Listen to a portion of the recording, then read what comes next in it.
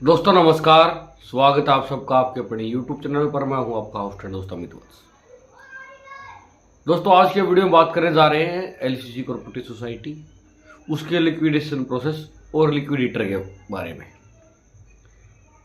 दोस्तों जब से लिक्विडेटर नियुक्त हुआ है तब से बहुत सारे दोस्त कमेंट्स के माध्यम से पता कर रहे हैं कि लिक्विडेटर के पास कौन सी पावर है जिससे वो हमें हमारा पैसा लौटा सकता है।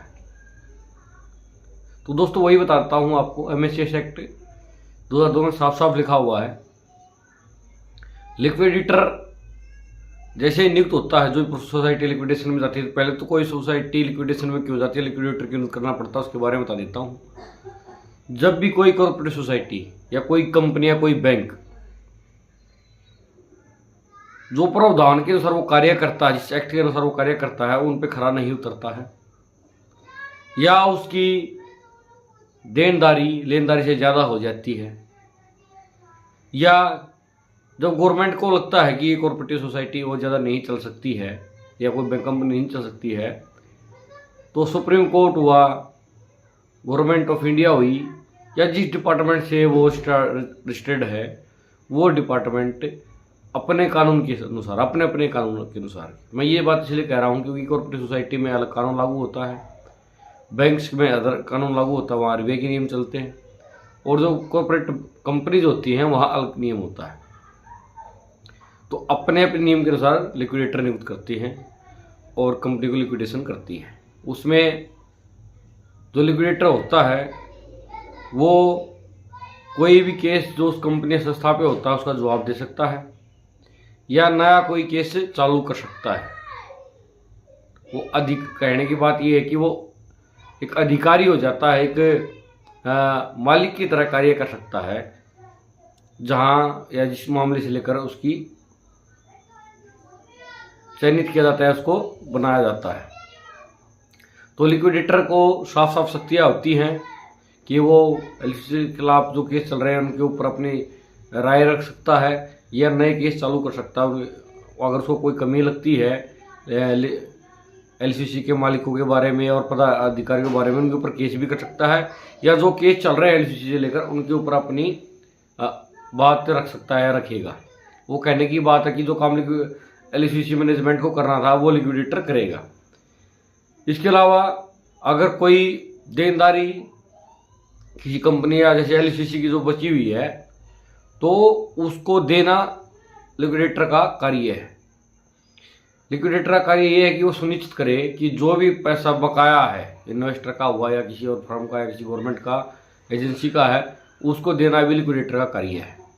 तो उसके लिए वो क्या कर सकता है, जो भी सोसाइटी के एसेट्स हैं उनको कब्जे में ले सकता है और उनको बेच के लोगों का पैसा लौटाने का कार्य कर सकता है। तो साफ साफ लिखा हुआ है कानून में कि लिक्विडेटर के पास ये पावर है, इसी लिक्विडेटर नियुक्त किया जाता है। अब हम अप्लाई कैसे करते हैं, माफ़ कीजिए एक बात और बता देता हूँ बीच में। बहुत सारे दोस्त ये पता करने की कोशिश करते हैं कि सॉफ्टवेयर तो चले नहीं है तो हमारा कैसा पता लगेगा लिक्विडेटर को पैसा है या नहीं है। तो लिक्विडेटर के जो ड्यूटीज़ है उसमें एक साफ साफ लिखा होता है कि लिक्विडेटर को ये भी पता करना है कि कौन इसका मेंबर था और कौन इसमें इन्वेस्टर था और किसका कितना पैसा था। तो ये कार्य भी सुनिश्चित करना लिक्विडेटर का कार्य है। तो दूसरा दोस्तों, बहुत सारे दोस्त पूछते हैं कि क्या संभावना पैसा मिलने की। तो हम कई कंपनियों के उदाहरण देते हैं, जैसे हीरा गोल्ड में हुआ है, आपका एग्रो गोल्ड में है, और बहुत सारी कंपनी पोंजी स्कीम्स में जिसमें पैसा वापिस करवाया है माननीय न्यायालय के द्वारा। तो उसमें हम सारा इंडिया का नाम भी ले देते हैं। तो उसके बाद लोग पूछते हैं कि क्या सारा इंडिया जितना समय लगेगा। तो दोस्तों मैं फिर से आपको बता देता हूँ, मैं पहले ही बहुत बार ये बात रिपीट कर चुका हूँ। ये कार्य जो फंस चुके होते हैं, उलझे हुए जो कार्य होते हैं, उनको सुलझाने में समय लगता है। आप अपने गांव में अड़ोस पड़ोस में छोटे छोटे विवाद देखते हो, जो नाली से लेकर या गली से लेकर छोटे मोटे विवाद हो जाते हैं। उन विवादों का निपटारा, जब वो विवाद न्यायालय में चले जाते हैं तो इन विवादों का निपटारा होने में भी वर्षों लग जाते हैं। तो ये तो बहुत बड़ा विवाद है, तो इसके निपटारे में समय लगेगा, और कितना लगेगा कोई एग्जैक्ट कह नहीं सकता है, और ना कोई समझदार आदमी कहेगा। क्योंकि अगर हम ये बात कह देते हैं कि इतना समय लगेगा, उसके बाद लोग यही कहना लगेंगे कि हमने आपने बोला था हुआ नहीं, आपकी जानकारी गलत है।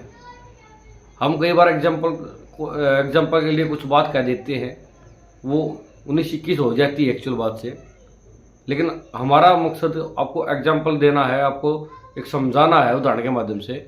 उस पर ही लोग कमेंट्स के माध्यम में कहते हैं भाई आपको कुछ नहीं पता, कैसी बातें करते हो। तो सोशल मीडिया पे जब भी आप वीडियो डालते हो या कोई बात कहते हो तो बड़ी जिम्मेवारी के साथ कहनी चाहिए, क्योंकि आपकी बातों से किसी देखने वाले के नज़रिए पे बहुत बड़ा फर्क पड़ सकता है। इसलिए हम ऐसे कोई दावे करते नहीं कि 3 दिन में मिल जाएगा, लेकिन हम आपको ये आश्वस्त जरूर कर सकते हैं इंडियन जांच एजेंसियों के हवाले से, भारत सरकार के हवाले से, हमारी सरकारों के हवाले से, जो कि न्यायप्रिय रही हैं, कि हमारा पैसा ज़रूर मिलेगा। क्योंकि हम कोई भाई भगवान नहीं है, और इसलिए हम भी इंसान हैं और हम भी जानकारी इकट्ठे करते हैं और अंदेशा लगाते हैं और वो आपको बताते हैं। तो कृपया करके हम पे कृपया करें। जब आप पूछते हो कि क्या होगा तो और हम बोलते हैं कि समय लगेगा, उसके बाद आप कुछ कमेंट करने लगते हो कि वीडियो क्यों डालते हो। तो वो वीडियो हम इसलिए डालते हैं ताकि इस मामले में जो भी ताज़ा जानकारी चल रही है, जो भी ताज़ा नई इन्फॉर्मेशन आती है, या जो भी अभी सराउंडिंग में चल रहा होता है, उसकी जानकारी आप तक मिल सके। तो दोस्तों आज के वीडियो में इतना ही था। आपको वीडियो कैसे लगी कमेंट के माध्यम ज़रूर बताएं। अगर वीडियो अच्छी लगी हो तो वीडियो को लाइक कर दें, शेयर कर दें, चैनल को सब्सक्राइब जरूर कर देंगे। मिलेंगे आपसे नेक्स्ट वीडियो में, तब तक के लिए नमस्कार।